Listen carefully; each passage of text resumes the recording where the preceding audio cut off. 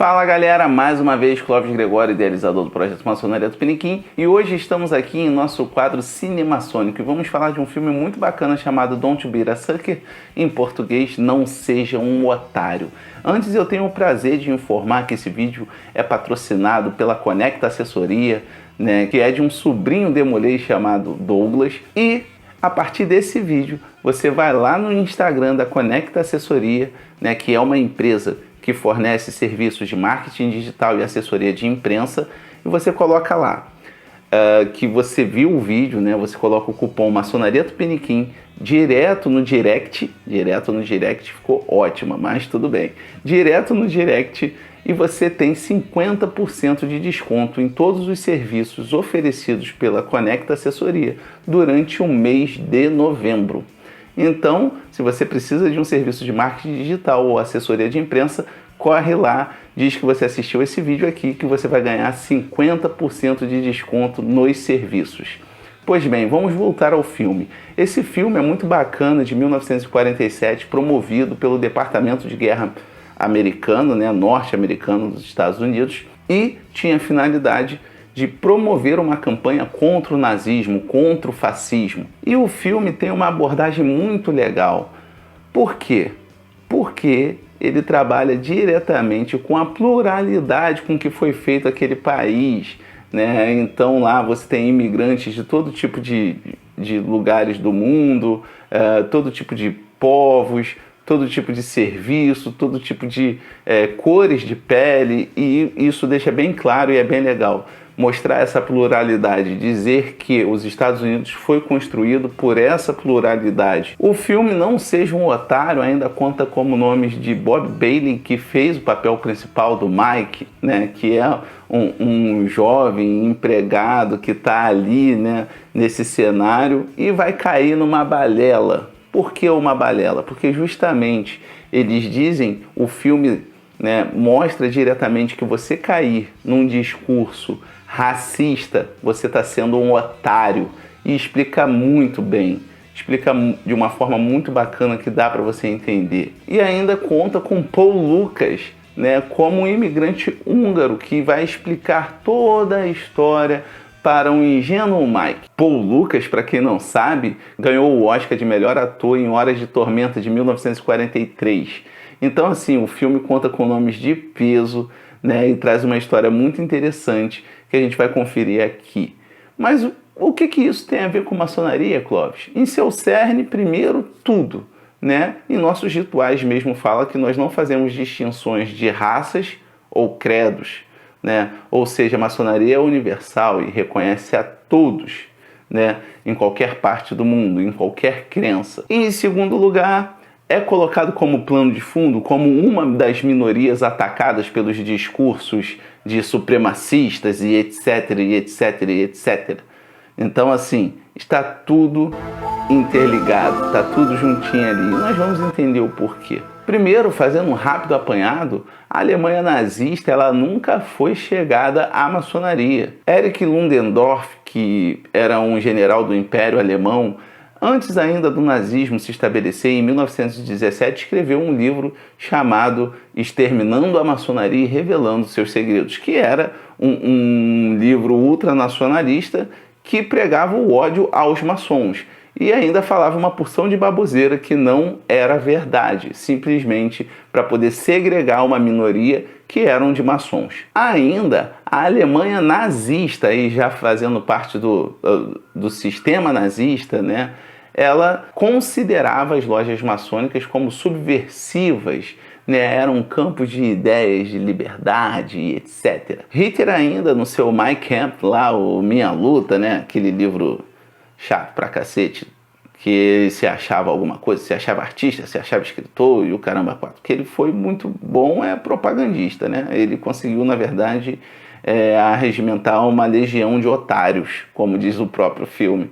Mas ele dizia que os judeus tomavam conta das lojas maçônicas através de sua magia e etc e tal. Então, para o Hitler, os maçons eram, na verdade, instrumentos dos judeus. Bem esquisito, E ainda, os maçons foram perseguidos pela Alemanha nazista. Inclusive, eles eram presos e mandados campos de concentração como presos políticos, né? Eles tinham um triângulo vermelho lá naquela roupa de presidiário do pessoal do campo de concentração. Inclusive o Robert Cooper, né, o curador do Museu da Grande Loja da Escócia, escreveu um livro apenas sobre isso, que é o The Red Triangle, que fala justamente sobre essa perseguição do nazismo aos maçons.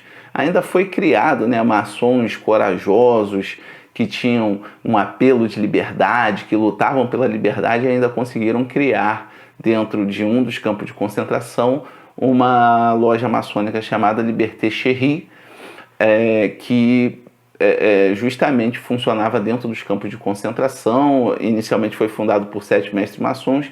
Infelizmente ela não sobreviveu, essa loja, né? Ela acabou sucumbindo àquela brutalidade, né? E muitos daqueles maçons que estavam nessa loja maçônica, que foi feita dentro do campo de concentração, acabaram morrendo. Mas, Clóvis, e o filme? Vamos voltar ao filme.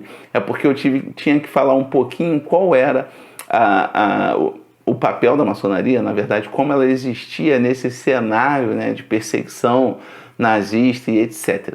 Mas vamos voltar ao filme. Como eu disse anteriormente, né, foi promovido pelo Departamento de Guerra americano, né, contra o nazismo. Então, quando ele fala de otários, ele começa colocando, né, lutas.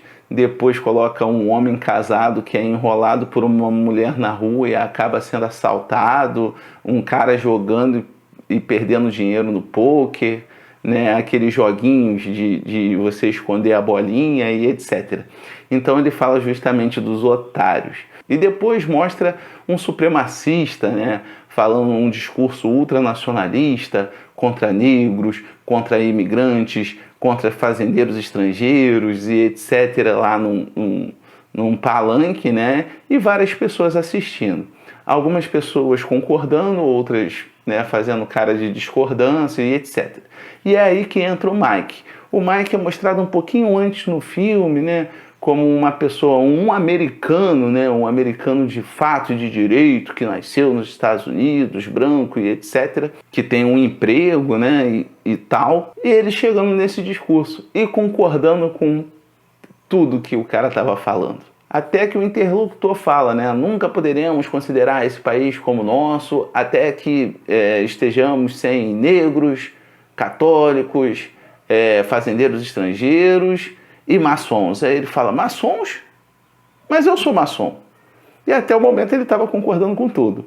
Mas, para ficar melhor explicado, eu vou mostrar um trechinho do filme agora. Do you believe in that kind of talk? I don't know, makes pretty good sense to me. And I tell you, friends, we'll never be able to call this country our own until it's a country without. Without what? Yeah, without what? Without Negroes. Without alien foreigners. Without Catholics. Without Freemasons. You know these people. What's wrong with the Masons? I'm a Mason. Hey, that fellow's talking about me. And that makes a difference, doesn't it? These are your enemies. Depois eu vou tentar colocar nos cards o filme inteiro, então se eu conseguir colocar, vai estar aparecendo agora, mas de qualquer forma eu vou deixar o link para vocês assistirem o filme completo. Esse imigrante húngaro, né, que é o Paul Lucas, o ator que eu estava falando lá do Horas de Tormenta, ele começa a explicar, né, como vocês viram aí, né, sobre o ser americano, né? Ele mesmo diz que é húngaro, né, e tem a cidadania americana, que o país é construído a partir dessa mistura, né? Então ele começa a explicar que já viu uma nação cair antes nesse papinho, né? Um pouco antes dessa conversa, esse imigrante húngaro, ele está falando, né, algo do tipo de eu já vi esse discurso acontecer antes, eu nunca achei que poderia ser visto nos Estados Unidos, né? Mas daí ele começa a explicar ao Mike sobre como que isso aconteceu na Alemanha. Então ele vai colocar justamente lá de novo, né, minorias separadas, né? Então novamente tem um discurso, tem um militar alemão falando contra as minorias, que a culpa do país estar em decadência é da Igreja Católica, dos judeus e de uma série de culpados além de maçons.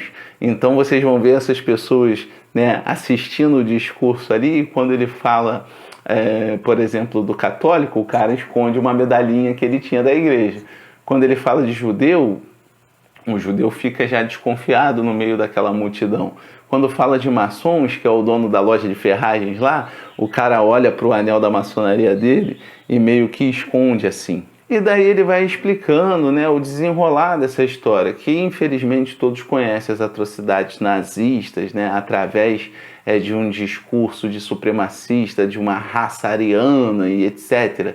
E o bacana é que em dado momento do filme mostra algumas pessoas que são contra esses movimentos.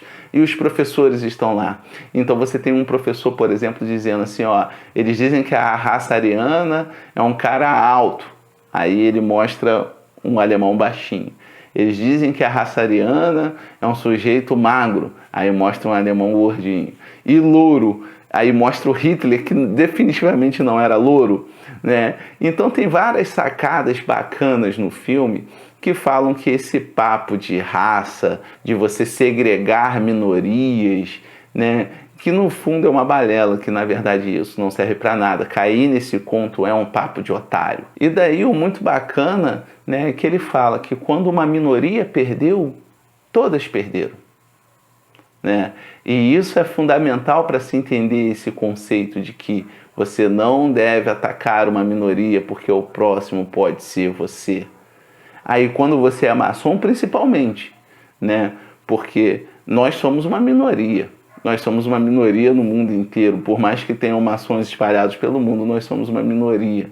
Né? Além de ser contra os nossos rituais, segregar qualquer tipo de pessoa por ela ser quem é a maior otarice do mundo você segregar uma minoria fazendo parte de uma. Daí o narrador, que é esse imigrante húngaro, fala, né, que é um direito precioso você poder pertencer a uma minoria. Isso não pode ser tirado de você.